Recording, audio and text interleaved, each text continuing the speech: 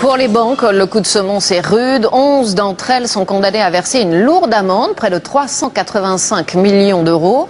C'est l'autorité de la concurrence qui leur inflige cette punition. En fait, pendant des années, elles se seraient entendues de manière illicite sur les coûts de traitement des chèques en facturant des frais indus à leurs clients. Aujourd'hui, l'addition tombe. Sophie Brune. C'est une amende exceptionnelle qui s'applique à la quasi-totalité des grandes banques françaises, de LCL au Crédit Agricole, en passant par BNP Paribas ou la Société Générale. Tous ces établissements vont devoir payer presque 385 millions d'euros. En cause, des commissions liées aux échanges de chèques entre établissements. Depuis le passage à l'euro en 2000, ces échanges sont dématérialisés. Cela signifie que les chèques ne circulent plus physiquement d'une banque à l'autre. Les informations sont échangées de façon numérique. Du coup, leur traitement est plus rapide, ce qui entraînerait une perte pour les banques, les chèques étant encaissés plus vite.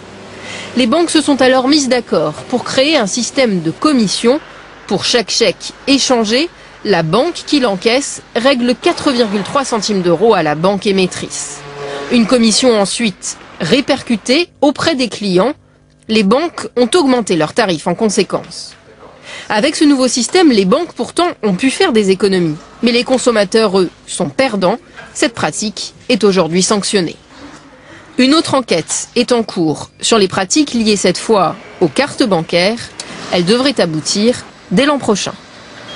Invité du Trésor de France de Serge Maître, président de l'AFUB, l'Association française des usagers de banque. Bonjour et merci d'être avec nous.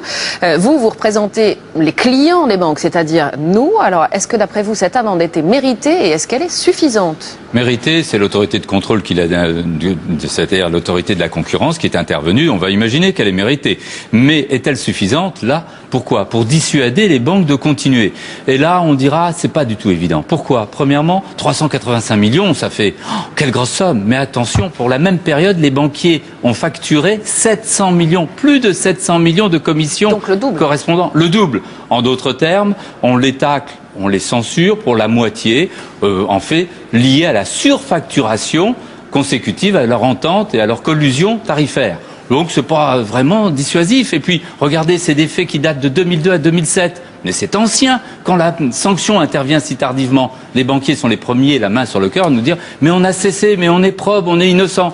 Donc voilà. Et puis, dans le passé, on sait très bien qu'ils ont déjà été sanctionnés pour des commissions interbancaires et que ça ne les a pas rappelés à l'ordre ultérieurement. Est-ce que ça veut dire que ce que dit l'autorité de la concurrence aujourd'hui, cette amende imposée n'est pas suffisante et que donc il y a d'autres opérations illicites dans les banques en ce moment ? Il y a actuellement des opérations de commissionnement, c'est-à-dire de tarification ou d'entente dont elles sont suspectes. Premièrement, en matière de crédit immobilier, par exemple, parce que quand on veut renégocier un crédit, on n'y arrive pas parfois, et il y a une enquête qui est en cours. Deuxièmement, c'est la tarification en matière de carte bancaire. Donc là, il y a une attitude, parce que Bruxelles l'a dit il y a un an. Elle a dit, pour qu'il y ait une vérité sur la tarification, pour qu'on paye le juste prix, il faut que les banques soient transparentes. Oui. Donc il ne faut pas d'entente, parce que ça, c'est l'anti-transparence. Alors, petite question, les 385 millions d'euros, est-ce que nous, clients, on en touche quelque chose ? Où va cet argent ?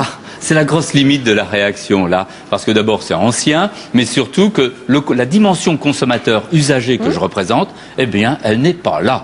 Pourquoi ? Parce que on ne touche rien, si, en tant que citoyen, puisque l'argent va rentrer dans les caisses de l'État. Donc, quelque part, mais quand même si petit soit-il, ce bénéfice est insuffisant. En fait, ce qu'il faudrait dans l'organisation sociale, c'est que véritablement les banques soient amenées à être sanctionnées au regard de leurs clients, au bénéfice de leurs clients. Et là, on n'en prend pas le chemin. Soit la loi ne le permet pas, soit, disons, l'autorité de contrôle prudentiel, l'ACP, qui doit défendre les consommateurs. On pourrait penser qu'elle interviendra, mais ce n'est pas le cas. Merci à vous, Serge Maître, en tout cas, d'être venu sur le plateau du Trésor de France.